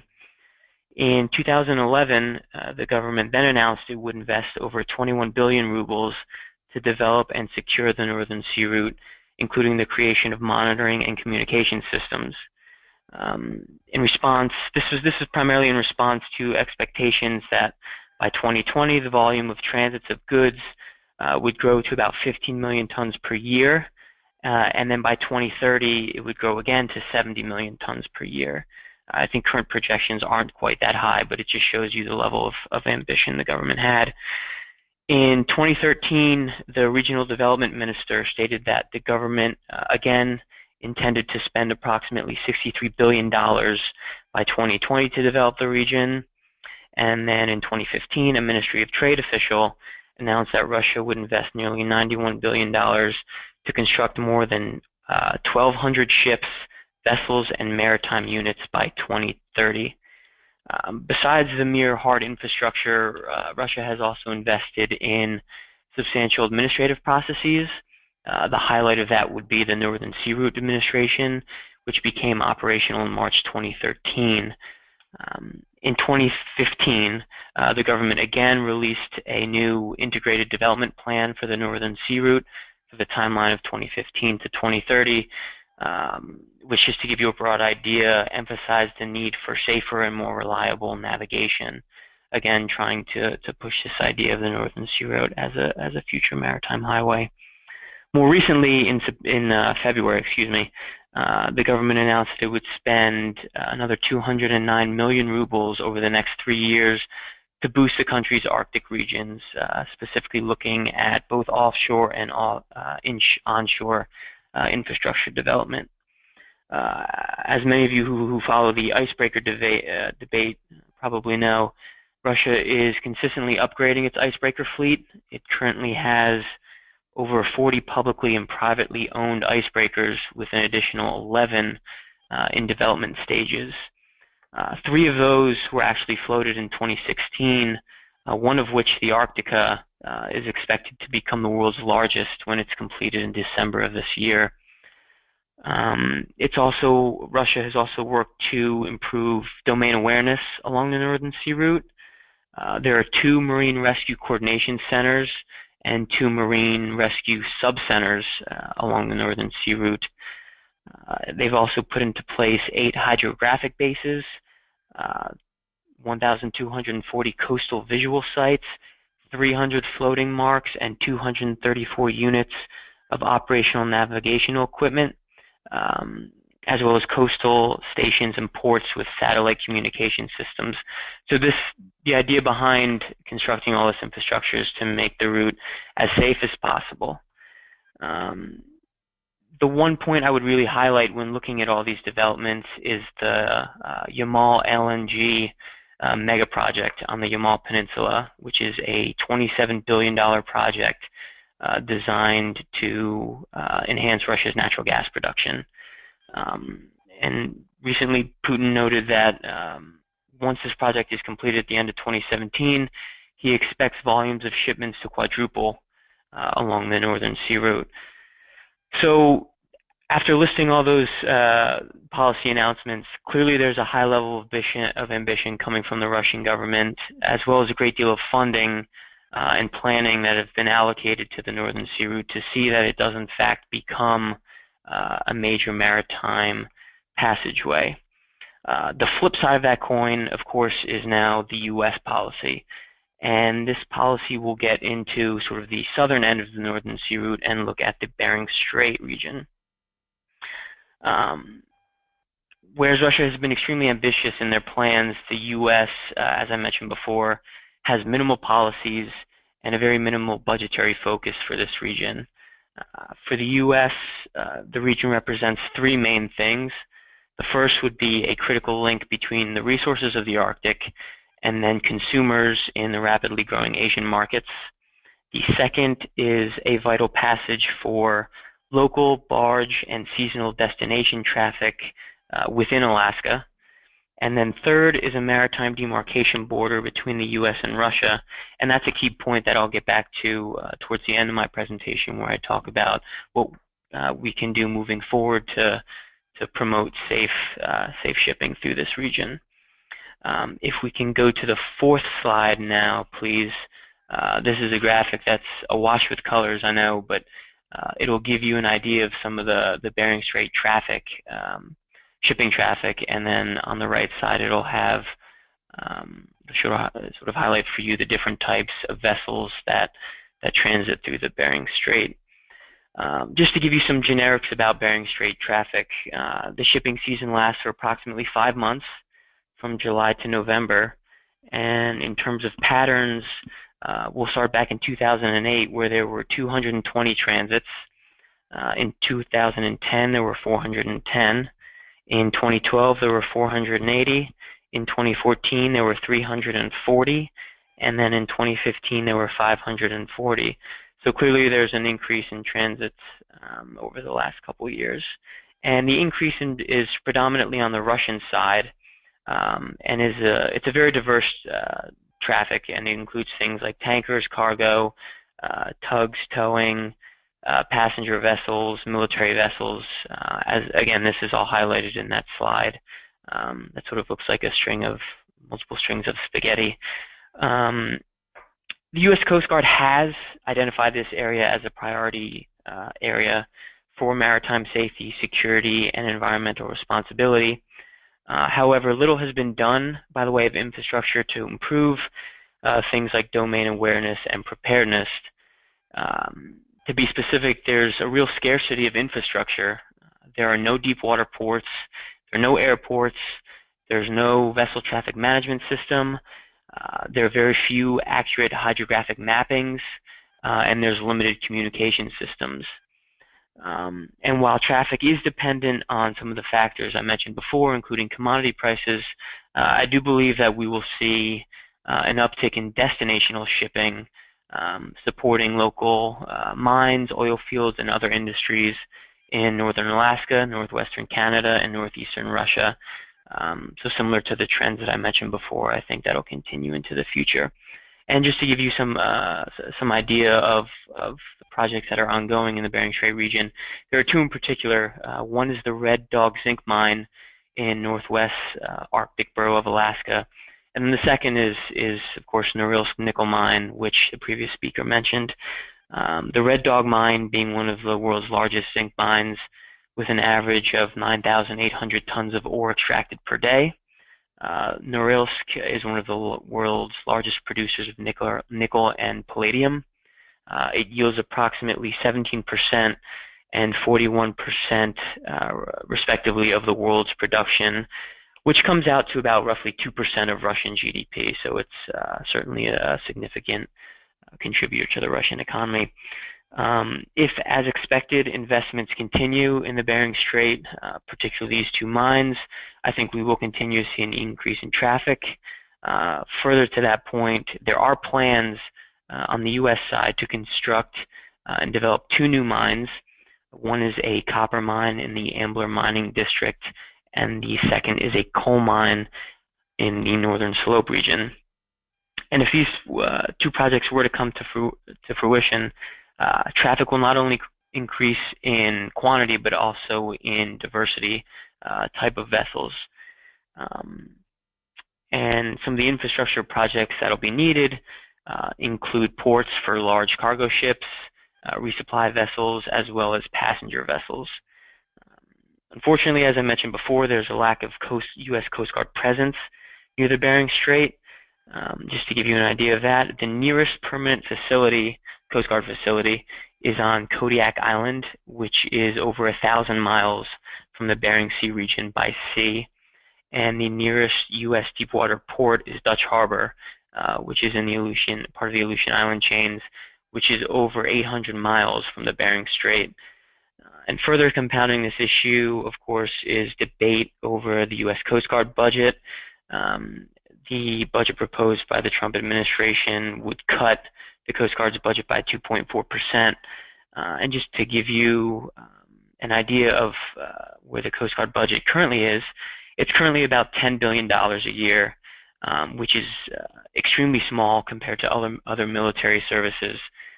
Just to give you an idea, the Navy's budget, or the proposed budget for fiscal year 2018, is $171.5 billion. So that's quite a drop-off for the Coast Guard.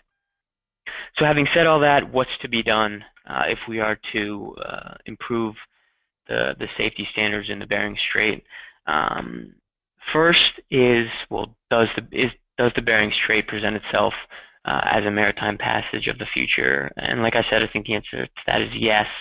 However, there are some question marks, including whether Russia's ambitious vision for the Northern Sea Route is consistent with future global economic realities. And I think projections on oil price are that it's not going to increase anytime in the coming years, which at its current price, I think is around $48 a barrel. I may be off by $1 or $2 there. Would not present enough of an economic benefit to further explore offshore oil fields in the Arctic. I think it needs to be about $100 a barrel for the oil companies to turn a profit. Furthermore, it's unlikely that the necessary policy and budgetary focus, specifically in the U.S., will focus on this region. And unfortunately, I think that'll lead to very reactive policies instead of proactive policies. And these will only come after something like a maritime accident in the region that will spur greater interest and sort of a panic response. So moving forward, specifically with the Bering Strait region, as I outlined, there's clearly a bit of a mismatch between Russian and U.S. policy. But given the fact that the Bering Strait is a maritime border between the two countries, I think it represents an ideal place to strengthen bilateral relations, specifically when it comes to the Arctic writ large. Historically, the Russian FSB and the U.S. Coast Guard District 17, which is located in Alaska, have had a strong and pragmatic working relationship, and I believe this relationship can only be further strengthened through joint initiatives to improve things like domain awareness and preparedness in this region, as well as joint operations, especially in light of the recently enacted IMO Polar Code. And one area in particular that I would recommend that these two sides focus on is establishing a vessel traffic management system. Currently, dialogue between the two sides is ongoing, which is encouraging, and both have expressed an interest in deepening cooperation. However, action to date has been extremely limited. So ultimately, in my opinion, this appears to be a good time for cooperation. Improving standards, safety standards, as well as environmental stewardship is very important to the U.S. And has been reflected in the previous Obama administration's policies and approach to the Arctic. And at the same time, recognizing and promoting a greater volume of vessel traffic through the Bering Strait and then subsequently through the Northern Sea Route is a major goal of Russia. So you can see there's a bit of harmony here if the two sides choose to act on it. So I think all in all, that would make the development of the Bering Strait region a great example of Arctic maritime cooperation and would be a key indicator of the future direction and orientation of Arctic shipping. So I think I will stop there and look forward to your questions. Thank you, Matt. Thank you. Much appreciated. And I think that was, of course, very, very different from what we had before, but very interesting and very, very, very good to see that, because it's the other side is, we looked at the tradition or at the people and in the socioeconomics, but then also, of course, the developments you described, they will clearly also impact people living in these northern communities, especially if something goes wrong, as you mentioned, because that's obviously nobody wants this, but the more traffic there is, obviously things can go wrong. And Alec mentioned this earlier, that there has been already, of course, obviously incidents with oil spills or diesel spills that he mentioned, the diesel spill on the river, but nevertheless, there's quite a bit of risk. And of course, we all, I guess, remember the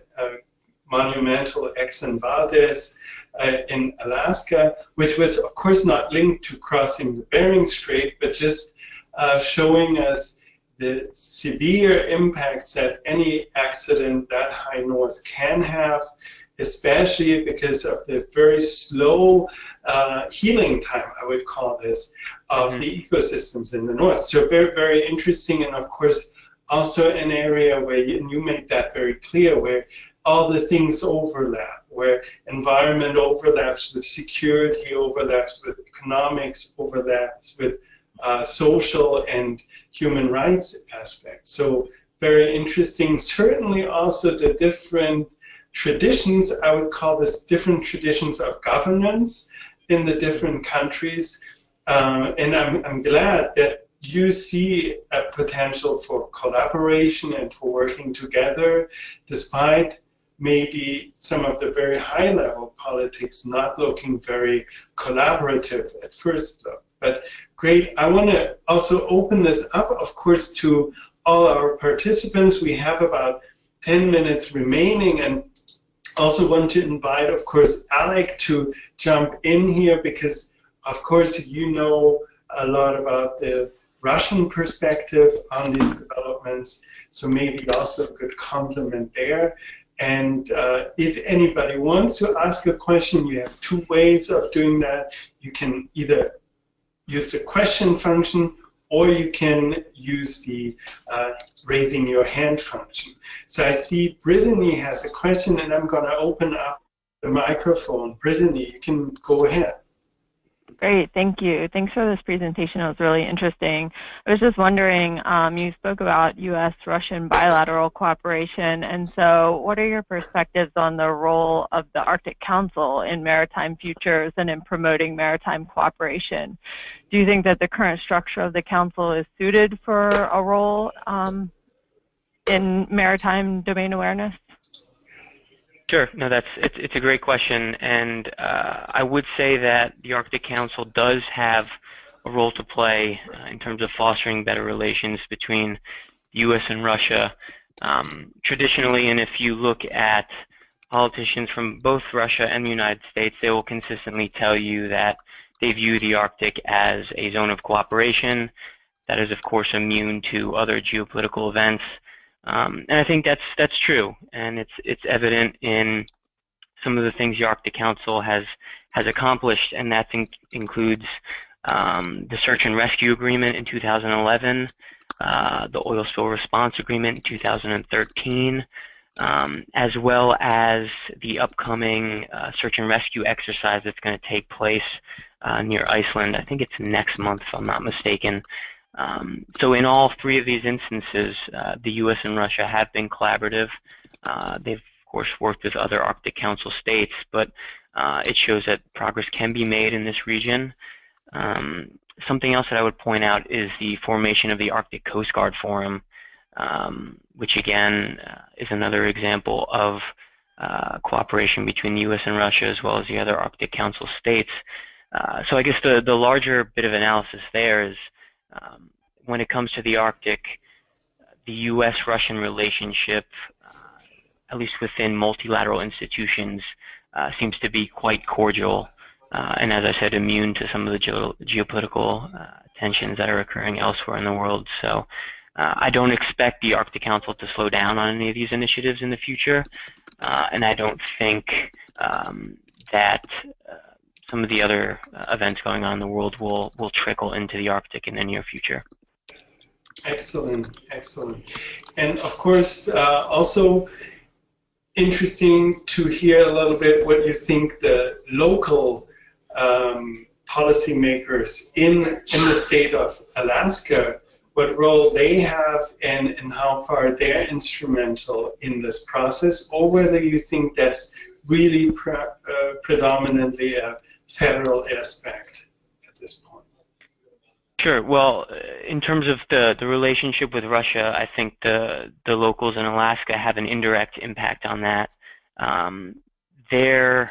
When it comes to the Arctic in the United States, obviously Alaska is the only reason why the U.S. is an Arctic state. They are very much focused on economic development.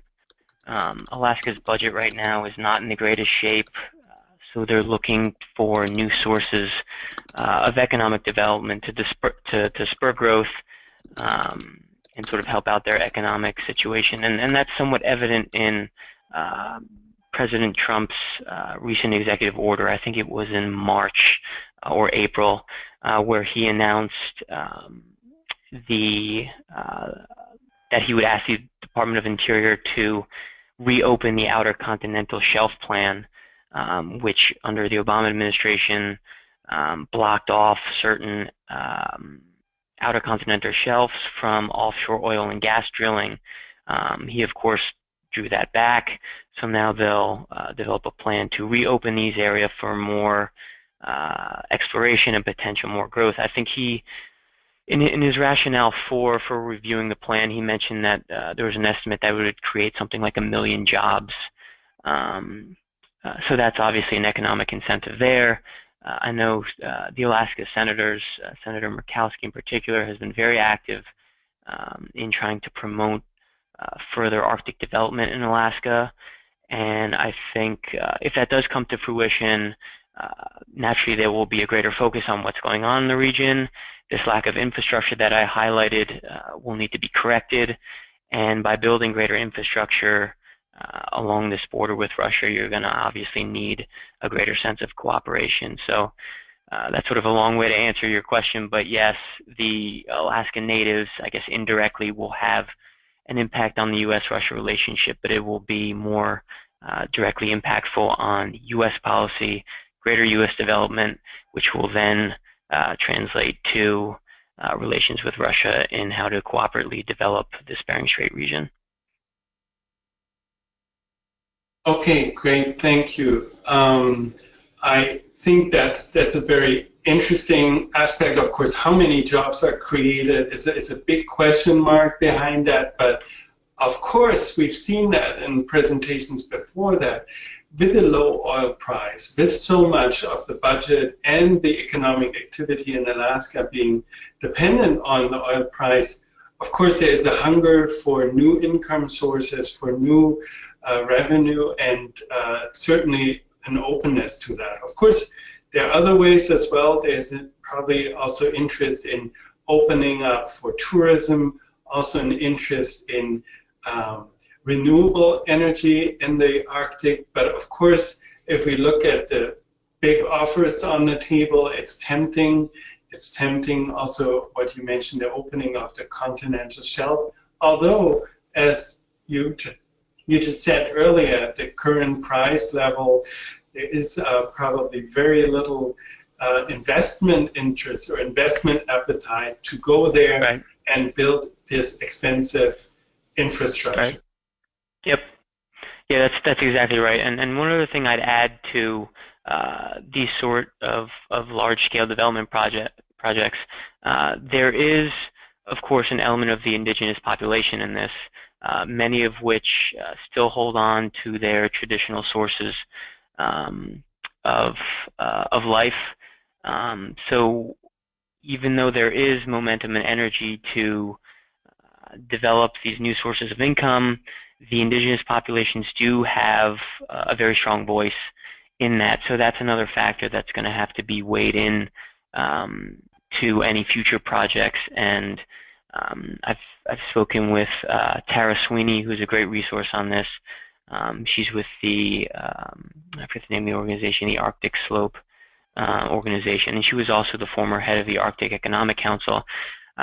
She's mentioned that many multinational corporations that do come into Alaska looking to develop new sources of opportunity are very cognizant of the demands of the local population and are very willing to work with them to make sure that any type of new development that occurs in this area is in line with traditional practices and also takes into consideration the traditional knowledge that these groups have.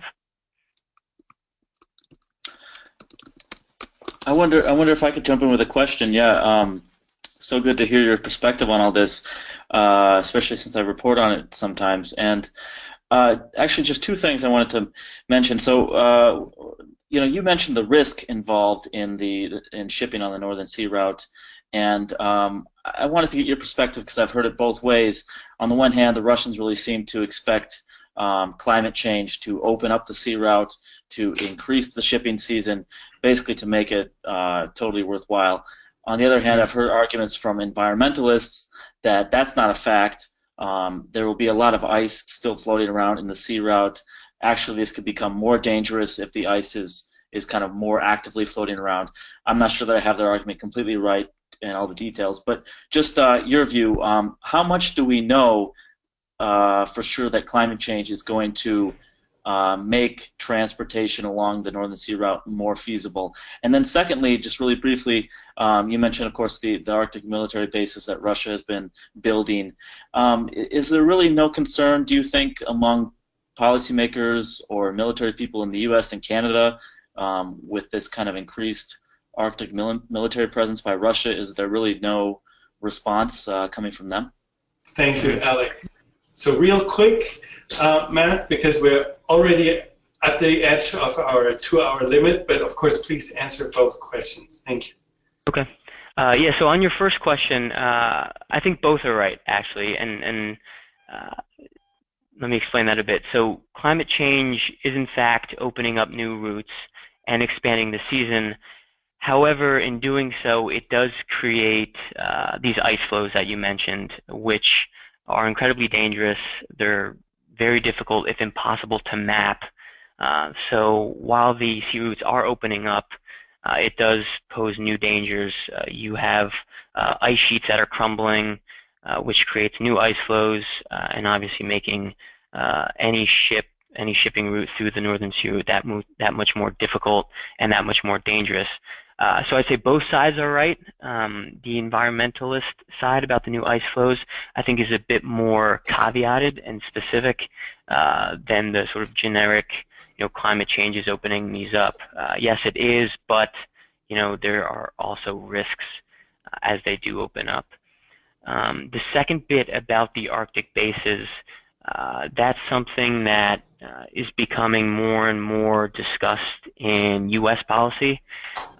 Senator Dan Sullivan from Alaska has been particularly vocal on this front, highlighting, I think it was maybe in January, he highlighted sort of a map of all Arctic military bases that Russia is constructing. The difficult part with that is two-pronged. One is the Arctic traditionally has not been an area, or at least within the Arctic Council, there's no body to discuss security concerns. So the Arctic Council's founding charter explicitly forbade countries from discussing security matters. So that's one. The second bit is, while Russia is building a lot of these military installations, many of them are dual purpose.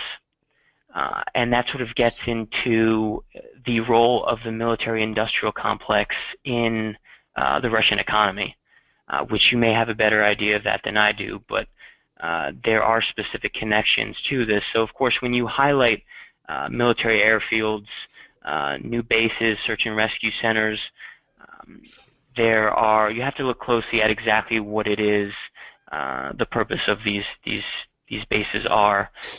There are some that have missile defense systems, and obviously those go beyond the threshold of search and rescue and more civilian responsibilities. Okay, well, thank you, Matt, for taking on these challenging questions at the end. And I think there's a lot to follow up on this. I hope you'll be also available for follow-up questions, both of you. I want to just very briefly, before we close for today, I want to thank you, of course, again, both of you, for being panelists today with us. Of course, also Renee, who had to leave already, but that was a great panel, very interesting, very fascinating. I also want to advertise for next week's session already, because Brittany mentioned the Arctic Council, and we discussed the role or non-role of the Arctic Council now a little bit. Next week, Heather Exner-Pirot will discuss the Arctic Council. I don't know exactly which aspect she will touch upon, but definitely this is the one presentation, and then we have another presentation by Jocelyn Joe Struck about Indigenous land use planning. Again, very interesting, touching more on the aspects of Indigenous people and their role, their self-governance. So we're already way over time. I'm going to close this for today here. I hope to see you again next week. Hope to be in touch and wish you all a great rest of your day, be it the evening, afternoon, or midday, and enjoy the rest of the summer and see you next week again. Thank you. Bye-bye. Thank you very much.